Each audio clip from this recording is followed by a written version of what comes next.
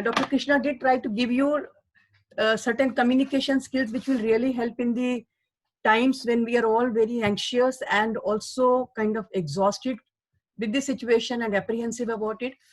And at the same time, I think more important is to look after yourself, because unless you know what is your state of health and how do you really keep it up, you really would have a lot of challenges in dealing with the situation. And we don't know how the situation is going to turn in the time to come.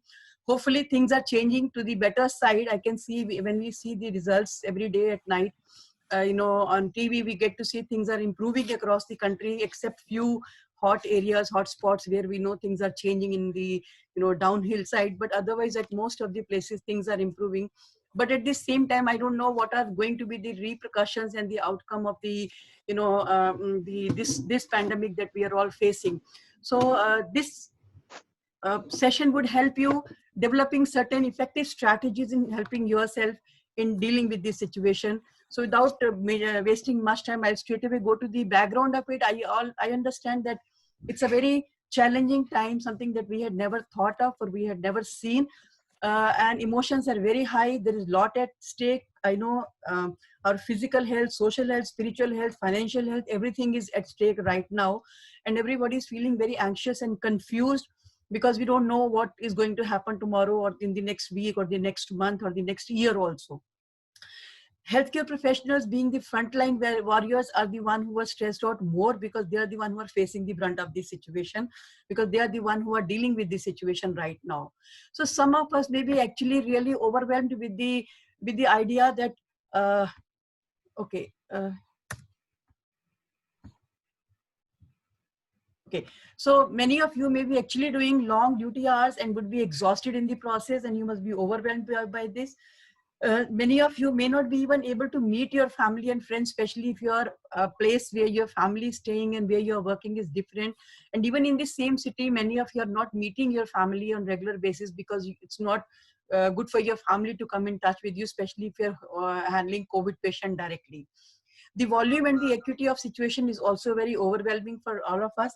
We are all very angry also about being unprepared for this situation, frustrated over lack of supplies. The moment we get to know the PPs are less and not everybody is getting, and there is a shortage of supply of drugs and other things, so it actually leads to a lot of frustration.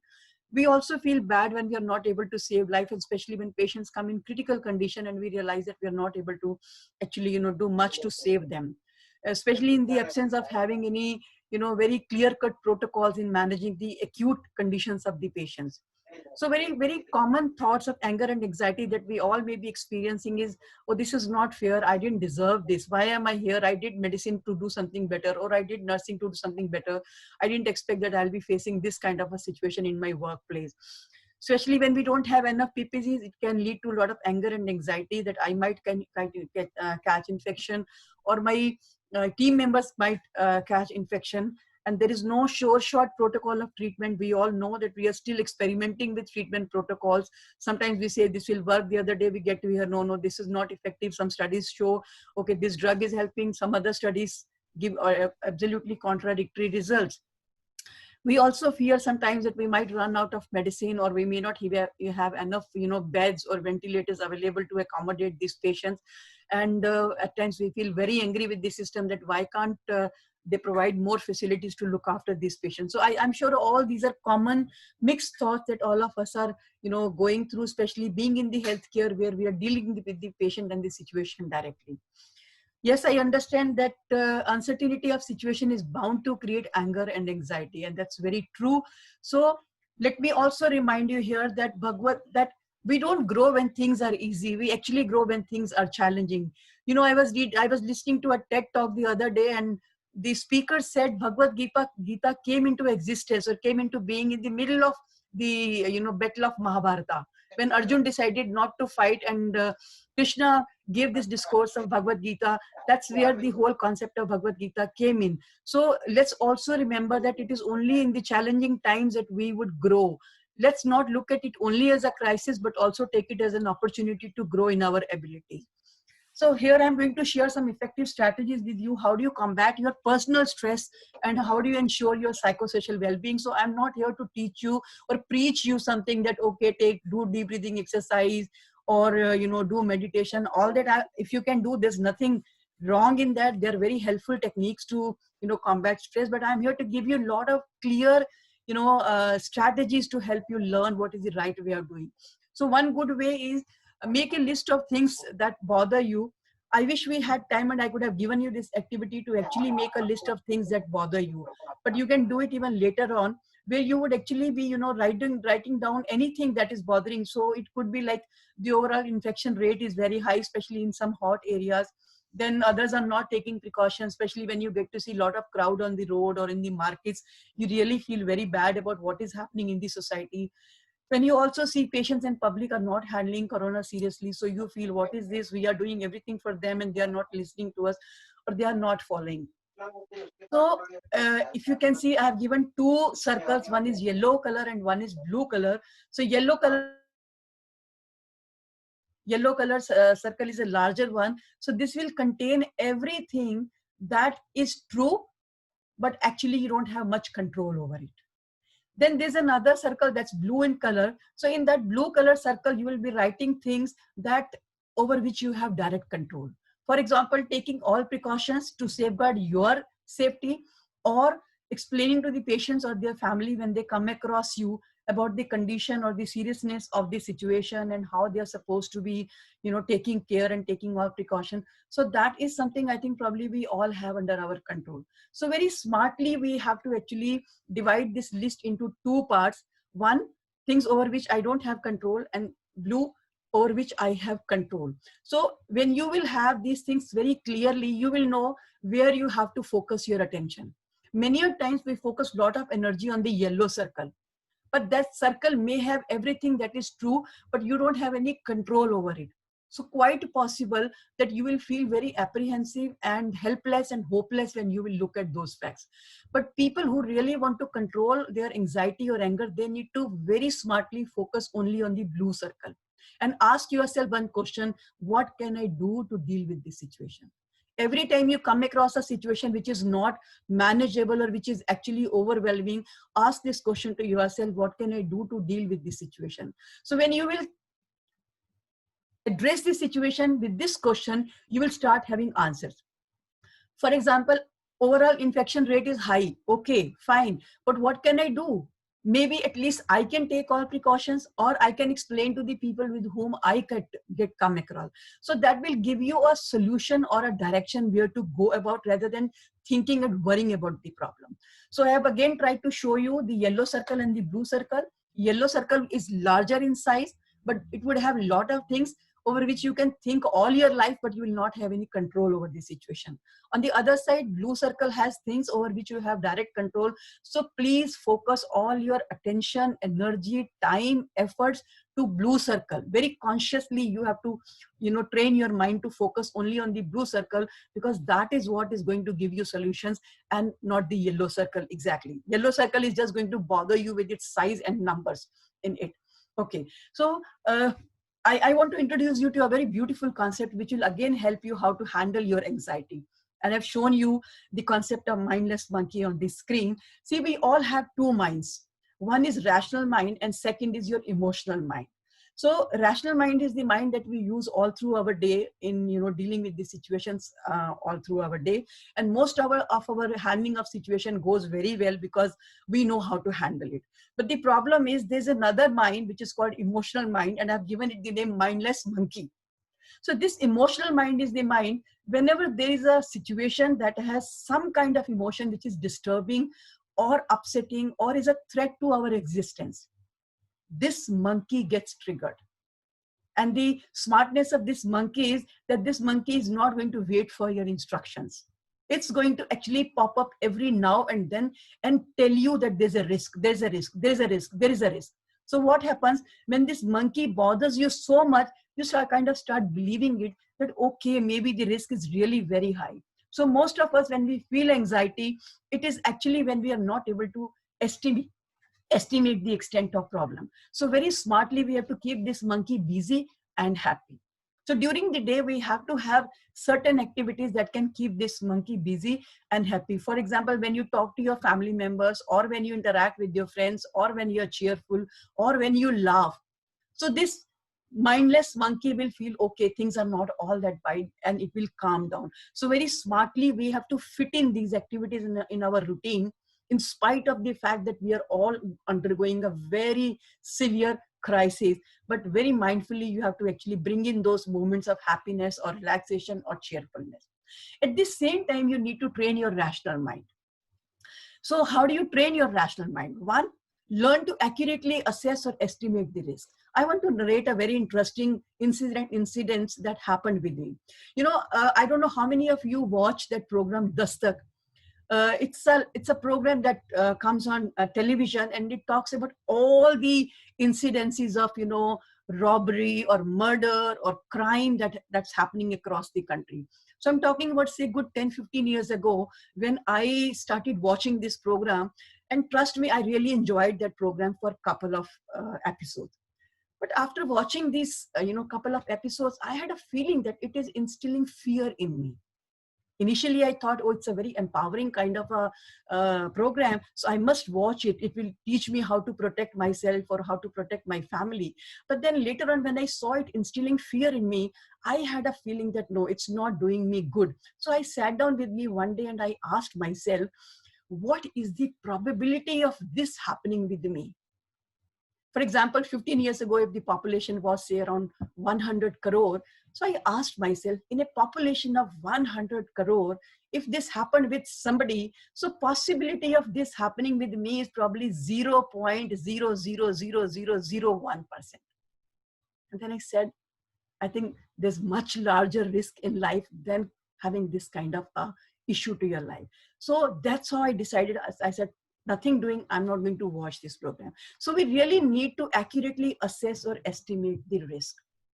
Similarly, in this period of time, we need to see how much of risk I am exposed to.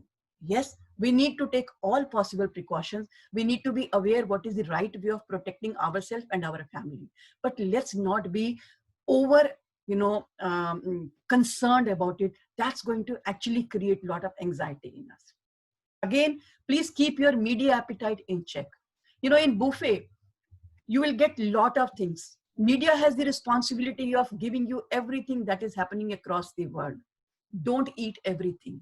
I have seen people in the marriages, functions, they'll carry a plate and they'll put everything on their plate, I think much more than they can actually eat. Sometimes even 2 to 3 times of the food they will have on their plate, and they ultimately waste it, or maybe they overeat it. Similarly, we got to really keep a check on the media appetite. The number of videos that are, being uploaded by people, the messages being sent, whether checked for authenticity or not, whether checked for correctness or not, it's being circulated all across the media. Please make sure how much of it you want to eat and how much of it you want to digest. Honestly, for me, I don't watch TV the whole day. I just sit across in my TV room, maybe twice or thrice in a day, and see the news for 15 to 20 minutes, just to have an update of what is happening across the country.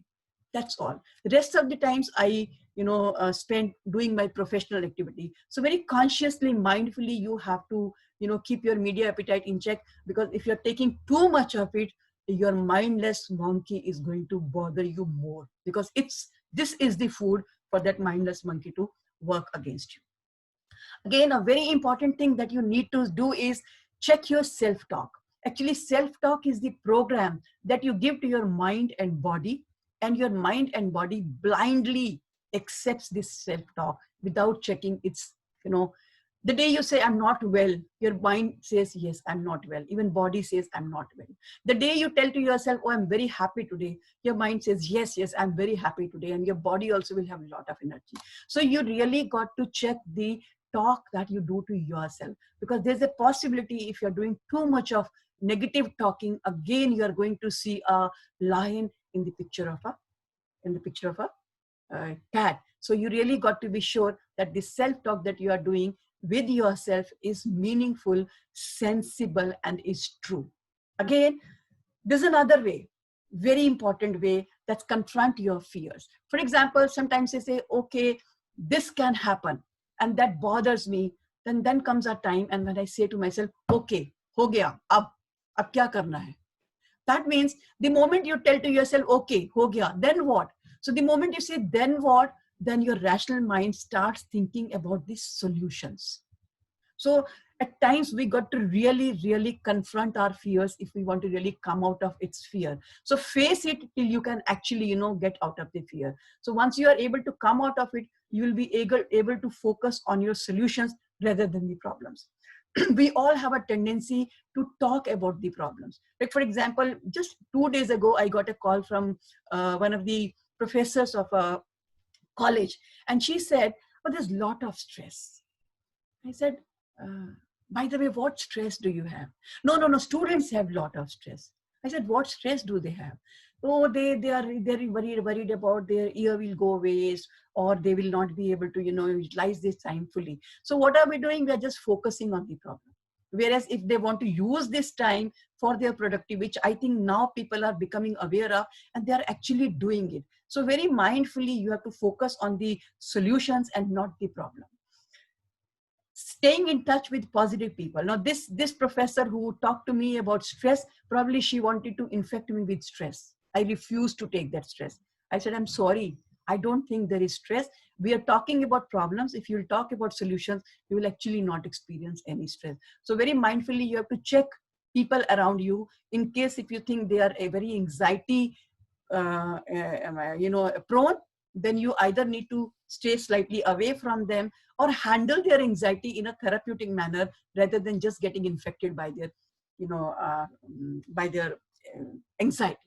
So consciously, you have to stay calm and cheerful. In the morning also, I was discussing with my husband, and he was talking about one family who were little, tensed and apprehensive, and they were kind of arguing with each other on smaller issue, and I could see aggression in them. So I was telling my husband, peace is something that we have to very mindfully create. It will not happen on its own. So very consciously, you have to bring in this attribute of staying calm and cheerful, especially at your workplace. Please make sure that you're not aggressive, because the moment you are aggressive, you're going to contaminate everybody with this aggression, and the whole workplace environment is going to become aggressive. Similarly, at home, with your family, with your kids, with your parents, with elderlies at home, if you are aggressive, trust me, you are going to actually contaminate everybody with this aggression. Aggression can be fueled with only one thing, and that is aggression. So even if you come across a person who is aggression, if you decide not to be aggressive, assert, distance yourself, but don't let that aggression affect you. So this is something, again, a very mindful activity that you need to do on a regular basis. Staying in touch with your loved one is another good way of looking after, combating your anxiety. It's very important to talk to your family, especially if you're away from them, if you're not meeting them on a regular basis, or if you're not going physically close to them because of your, work restriction. Thankfully, we have so many mediums to connect with them. We can talk to them over phone. We can actually video call them. We can message them. But make sure when you talk to them, you're cheerful, you're happy, you're relaxed. You not only talk about the problems that you're facing, but talk about what good is happening around you. So very consciously, you have to work on it. I'm saying this because, let me remind you, when you talk about negative things, when you talk about what bad is happening around you, your body releases a different set of hormones, and it puts you in negative gear. When you're talking about good things, when you're happy, when you're talking about cheerful things, when you're talking about your achievements, when you're talking about the challenges you're facing, and in spite of that, if you're all feeling good about it, you're actually releasing positive hormones in your body in spite of facing the challenges. So similarly, with your family and friends, talk nice, talk positive, talk good. Not only it will instill good hormones in you, or it will, release good hormones in you, but even they will feel good and happy about you. So some important quick tips that I want to share with you, and then maybe in 2 minutes, I'll be winding up this presentation. I think I can combine everything in 4 things that you can look after. And trust me, if you can look after these 4 things, 70 to 80% of stress can be looked after wonderfully. 1, please make sure that you get 6 to 8 hours of sleep. I keep reminding everybody, especially in healthcare, please make sure that you get enough sleep. Sleep is a biological need. All your mental and physical wear and tear takes place during sleep. All your emotional issues get resolved during sleep. through dreams. Even if you're not able to sleep for 8 hours at a stretch, I can understand. Maybe there is a problem. You're not able to sleep for this long hours. During the day, take short nap. Whenever you get little time, put sleep on the priority list. You'll make sure that you get enough sleep. Second, please make sure that you get 3 meals a day. Don't miss your meal at any cost. Your body needs energy. You can't put your car on highway without petrol.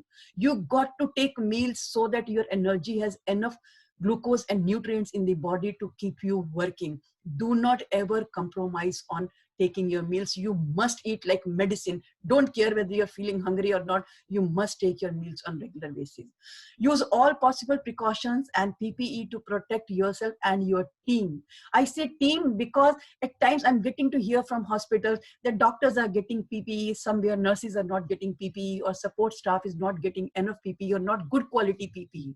Let me remind you, if any one of your team gets infected, you are bound to get infected. So every team member has to be protected, be it housekeeping staff, be it your nurse, be it your front desk staff, be it anybody. Make sure that you protect every team of your member. In any case, healthcare is a teamwork and every member is playing their role to the best of their ability. We can't risk their life. We got to ensure their safety. Mindfully stay calm and no negative thinking. I think I have handed over to you a lot of tools which you can utilize in your day-to-day life, and make sure that you stay calm and you don't go think negative. See, we got to mindfully come out of that blame frame. We got to think of how do I deal with it. That's one question we need to ask continuously. How can I deal with it? Trust me, you have so many answers within you which you're going to get when you talk to yourself. Stop complaining and blaming. I think this is one habit we have to come out. I see a lot of messages on WhatsApp. Government is not doing this, system is not doing this, police is not doing this, doctors are not doing this, hospitals are not doing this. We can cry over 100 things if you want, but will that give you solutions? So we have to mindfully come out of that yellow circle and stay in the blue circle. Another important thing that we need to be mindful of is our attitude. Check your attitude. If your attitude is positive, trust me, the energy that you will have is going to be completely different. I'm reminded of one short story that I'm quickly going to share with you. There was a building being constructed in an area. So there were laborers who were working on the building, and somebody who was passing by that building asked one of the, laborer. He said, "What are you doing?" So the laborer said, "Oh, I'm earning my, regular money that I get from here. So once I get the money, I'm going to feed my kids. I'm going to, look after my daily needs." So many of us work with that attitude. Okay, it's my duty, so I'm here. He went to the second laborer and he asked, "What are you doing?" He was very annoyed. He was very unhappy with this situation. And he said, "Oh, I'm fed up with this situation. Can't you see that I'm breaking stones? And why are you asking me this question? Don't you know how much tired I am? Can't you see from my face the way I'm sweating and I'm looking very exhausted?" So many of you may be really very unhappy with this situation, unhappy with the system, unhappy with your doctors, unhappy with your nurses, unhappy with patients, public, society, country, nation, anything. He went to the third one and he asked, "What are you doing?"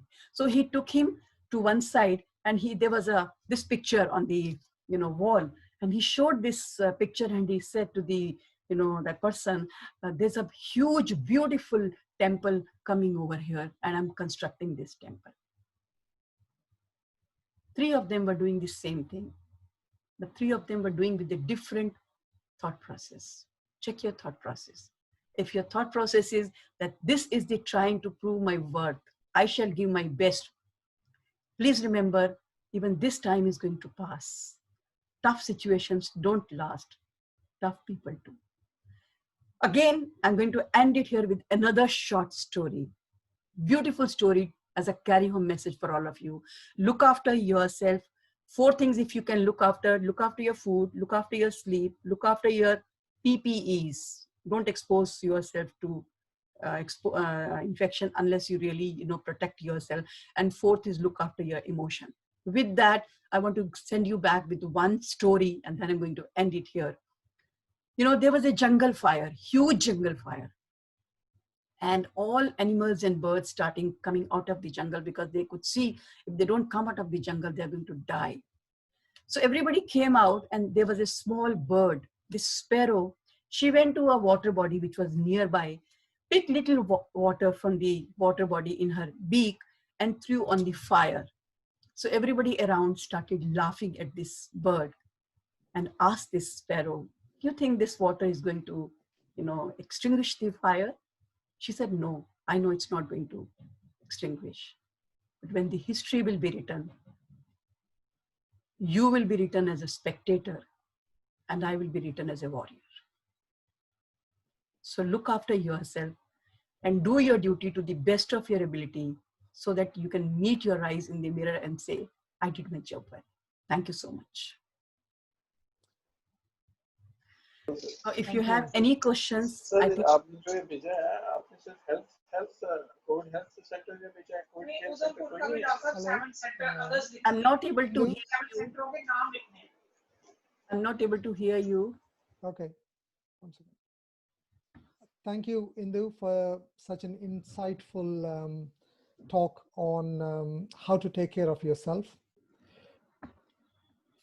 Yes, the way she summarized the points are very crucial. There is a book